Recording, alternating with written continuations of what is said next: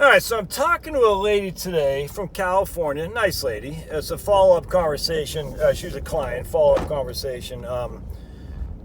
She quit her crappy old job after over 31 years in the same facility, but she didn't want to be told what to do with her body. Let's just put it that way. Wonderful woman. I didn't meet the husband, but he seemed like a good guy. Even though I didn't meet him or anything. Very interesting though. So her dilemma was she rolled her money. She had over 7 figures. She rolled it to Fidelity. She's a conservative investor, and Fidelity was quote her an income annuity. An income annuity where she would get put $1 million in, and she would get basically $60,000 a year for life with a 100% life and survivor annuity, joint and life survivor annuity. And I said, wow, that's. She's only 58 years old. I'm like, that seems, I don't get, I'm missing something there. Anyway, it turns out that because she's only 58, they wouldn't actually pay her that until she was 65. All right, so I'm like, that's still not a bad deal. She puts $1 million in. You factor in a 5% distribution yield when she's 65 with a 100% joint life survivor annuity. Essentially, what that meant was that she's going to put in $100,000. $1 million, and then she would get a payout of $60,000 a year.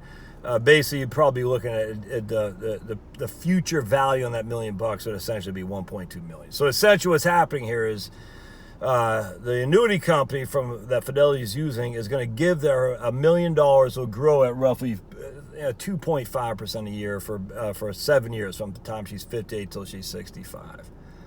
So that $1 million will be worth 1.2. She'll get a 5% distribution yield on that, and it's not bad. The problem is it's irrevocable. All right. So she puts in $1 million, say at 58, she can't touch that again. She can't. There's no surrender. It's irrevocable, and so she has no more liquidity. Now, in her case, she had other liquidity, but she has no more liquidity on that $1 million. She doesn't see the first penny of it until 7 years from now, 65. Long story short, we got to talk. I'm like, I don't know. I said, that's I know you're a conservative investor, but to turn around and give 7 figures of your, which is about 50% of her net worth or liquid net worth. I said, So we come to thinking about, we just got chat. So she's got 5 years of cash. There's $1 million in something. Then she'll have about $800,000 in other investments. So basically, what we came up with, I said 5 years of cash, which is $500,000, $1 million, and we said Ginnie Mae for the time being, just to ride things out, for the next year, because she just retired. She has worked her whole life. You know what I'm saying? So $500,000 cash, $1 million in Ginnie Mae, and then she's gonna have $800,000 essentially in VTI. It's a good portfolio, man. Good portfolio. So 5 years of cash. If she makes no interest at all in Ginnie Mae, which she will, but just say she didn't, that's another 10 years of cash. She won't spend $100,000, but just assume she does. And this is not including Social Security. And her husband's got a pension, small pension, but it's pension nonetheless. And then the investments would, let's say that grows to $1 million. That's another 10 years of cash. It's not going to work out like that. She'll have plenty more than that. But anyway, you get where I'm going. So the 3-bucket portfolio, perfect. 5 years cash, $1 million in Ginnie Mae, essentially 10 years cash equivalent today, and then $800,000 in VTI. Perfect. Conservative, liquid. But the biggest, we're just chatting, and I was like, the problem with turning that money over, because the annuity is not a bad point, not a bad contract. Even a 5% distribution yield in this day and age with a 100% life survivor annuity, that's pretty good. So it's not incredible. That's not bad for a private annuity. But the point being is, there's a lot that's going to change, man. It could change. And so I'm coming back from Papa John's. All right, why did I go there? What does this have to do with anything? Well, because my wife is 7:29 right now Eastern time on Friday night. We always have pizza on Friday night. That's one of our, just something we've done for years and years and years and years for my family. It was supposed to be delivered within 90 minutes. That's an hour and a half, my friends. It never came, so I had to go pick it up, and it was just a freaking nightmare. There's not enough people. And it's just, my sister was telling me that there's not enough lunch ladies at her kid's school. Hear about Massachusetts needing to send National Guardsmen to deliver kids to school. I mean, this is going on over and over and over the place. And what, what is this portend? Is that the right word? I don't know what the right word is, but think about it. You think just, this is my man Owen Benjamin the other day. He said, look, man, he says a lot, he thinks, paraphrasing, a lot of reasons that, he's like, people are like, why are people not rebelling about the lockdowns and stuff? He goes, I think a lot of people just like it. They're satisfied. That, they get to have food delivered to them, sit around and watch Netflix and not work. A lot of them are just satisfied with that. I said, probably right. There's a significant amount of our population who just don't want to work. They're okay if they live in their mom's basement. They're okay if they never get a house. They're okay if they never get married. They don't want to work. And this is like the perfect pandemic for them. You don't have to work. Everyone's going to say it's okay. And then they can say, not only do I not want to work, I want to be a hero for not working. You see what I'm saying? It's like perfect.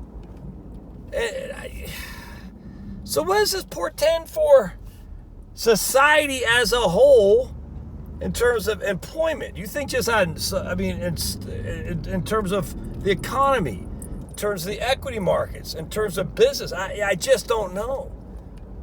We've never had this before, man. We've never had it where there's so many jobs and there weren't people willing to fill them. It's always, if you just read history, people would do whatever they could to get work. And now it's the exact opposite.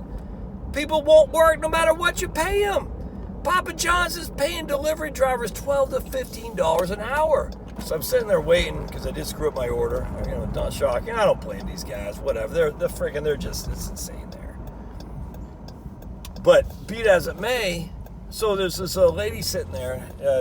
Two black women come in, and they had masks on, and one I was talking to. There's a deer, a skinny deer. Oh, fawn. It's fawn. Baby deer. One I was talking to, and the other, because they both kind of came. It was weird because they just kind of both came and went. They both got the orders went, and so I said, "What?" And I turned out it was DoorDash.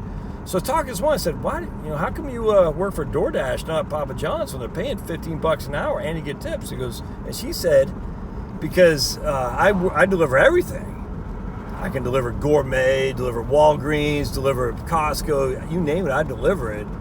And some of my tips, my orders are, huge, so I get big tips off that." I said, So instead of just hawking pizzas at, say $30 a ticket, and you're getting $5 tips, she can, freaking drive to, whatever the gourmet food of the day is, and get paid, a $250 tab, and get paid, 20% on that. I said, I get it. So $15 an hour isn't enough with tip compared to some other things you could do with your vehicle, for instance. Anyway, I don't know what this holds. It's a new world order, to quote the first George W. and this idiot in Australia, New South Wales. Australia is such a freaking tyranny. They can kiss my big fat behinds out there in Australia. It's a new world order, but not the people, the government. But, at the end of the day, the governed are allowing the government to run. We're worried about the CPC, the Communist Party of China. Yeah, I'd be worried a lot more worried about Australia than I am with CPC. You got no moral authority anymore, my friends. I don't know what this portends. I keep saying portend. I think that's the right word. So I want to show you that I know what I'm talking about. Because, just a knowing thing. Yeah, whatever. But where does this lead to? I just think the idea of going back to the way it used to be is silly, man. I literally don't know. But going back to this lady in California I talked to, I think, again, saying, something? Having liquidity, having no debt, even if my opportunity cost means I don't get the best payout on an annuity, even if the opportunity cost means I don't get the best growth on equities, I tell you, this is a risky day, and I don't know where this leads to. And it's I'm not scared. I'm actually optimistic. But in terms of the old way of looking at investing in retirement planning, there is going to be, I think there's a good chance there'll be a rude awakening. So are you prepared for it? Because going back to the way it's always been, because this way it's always been under your life, that's not a plan. That's a hope. And I just think you better have a different plan. All right, we'll see you.